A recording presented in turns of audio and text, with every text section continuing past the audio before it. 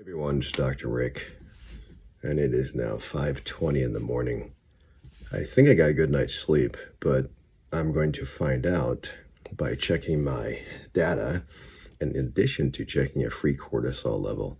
So if I've checked off on your order set to test for free cortisol today or day of blood, I want you to do this. This is a cortisol tube. There's a cotton pledget in here.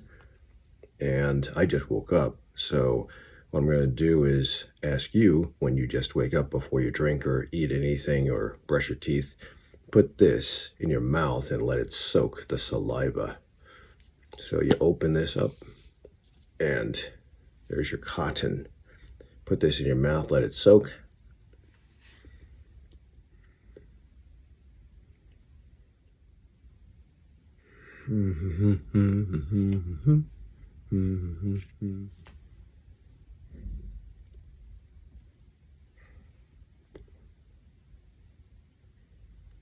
That should be enough. I don't have any more saliva, so that should be enough. You put it back in there, keep it in the fridge. My blood test appointment is in 3 hours. It's the earliest I could get for my blood, but that's good enough. And submit it in 10 days. We talk about what your cortisol level is.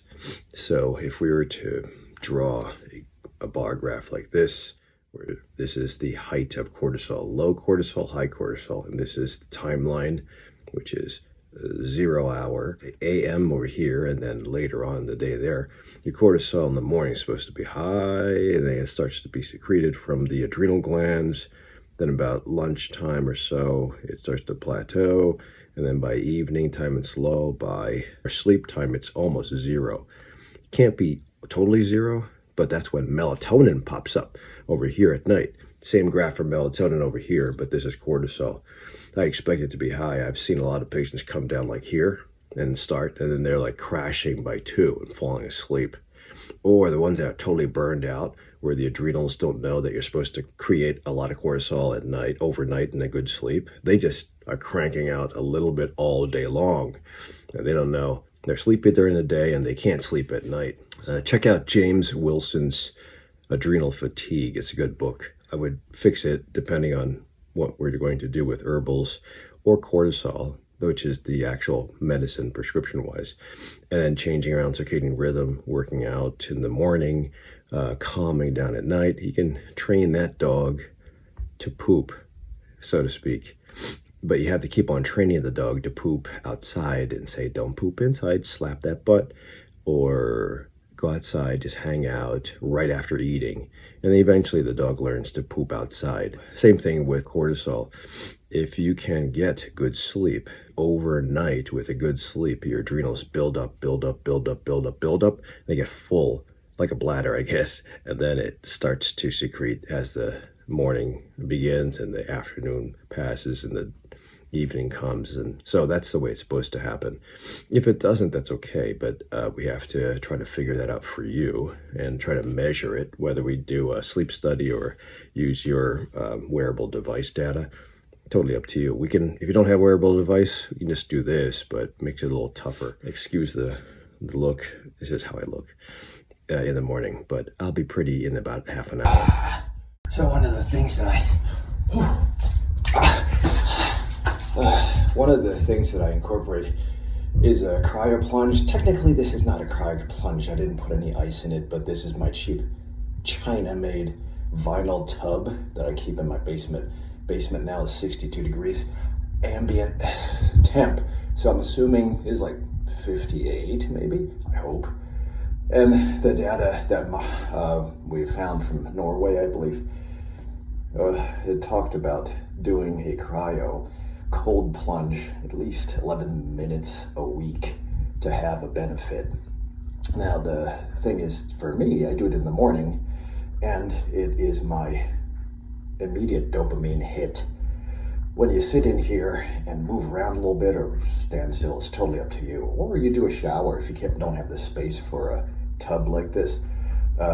you have a dopamine hit just because of the kind of response. So I try not to have coffee caffeine. I think it upsets my stomach too much. The only brand of coffee that doesn't upset my stomach is Aldi's hazelnut. But regardless, I usually go for Gyokuro green tea, about 2 liters of it by lunchtime, and it obviously makes me pee. But there's a little bit of caffeine in green tea. There's more caffeine in black tea.